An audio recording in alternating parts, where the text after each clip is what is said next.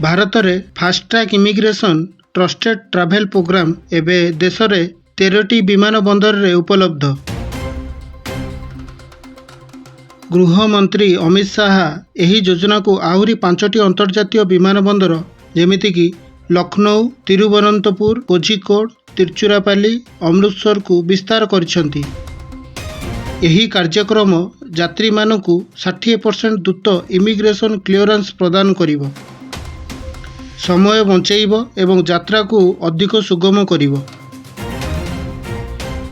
भारत सरकार को fast track immigration trusted travel programme एक आधुनिक सुविधा जहाँ यात्री मानक पई बायोमेट्रिक्स आधारित ई गेट स्थापन करिछि। एही ई गेट यात्री मानक परिचय जांच करे, आंगुठी चिन्ह, मुह स्कान, जहा द्वारा मैनुअल डॉक्यूमेंट जांचर आवश्यकता दूर हुए। आउ धाड़ी रे ठिया होई समय बिताइबाकू पड़े नाही। एही सुविधार लक्ष्य हेउची यात्री मानकू विश्वस्तरीय एवं सुरक्षित प्रवासन प्रदान करिबा। 5टी विमान बंदर जोठारे फास्ट्रैक इमिग्रेशन आरंभ होईछि। लखनऊ, तिरुवनंतपुर, कोझिकोड, तिरुचिरापल्ली, अमृतसर।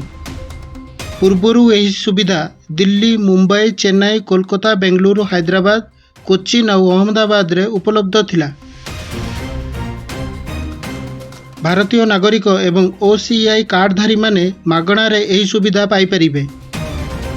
प्राय 3 लाख यात्री पोर्टाल रे पंजीकरण करि सारिछंती एवं 2,65,000 यात्री यहाको व्यवहार करि सारलेनी। जे कोनोसी यात्री सरकारी ऑनलाइन पोर्टाल रे पंजीकरण, आवश्यक विवरणी एवं डॉक्यूमेंट अपलोड करि परिबे। आउ तापरे तांकर बायोमेट्रिक्स तथ्य, आंगुठी चिन्ह, मुह कैप्चर करा जिवो।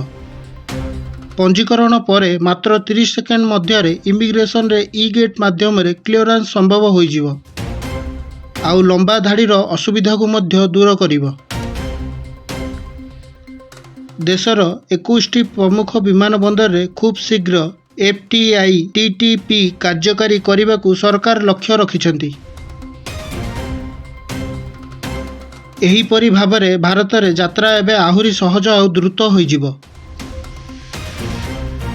वर्तमान पई एतिकी रहिली, पुणी देखा आउ एक नुआ खबर सहित देखुतांतु नॉट टाइम टीवी।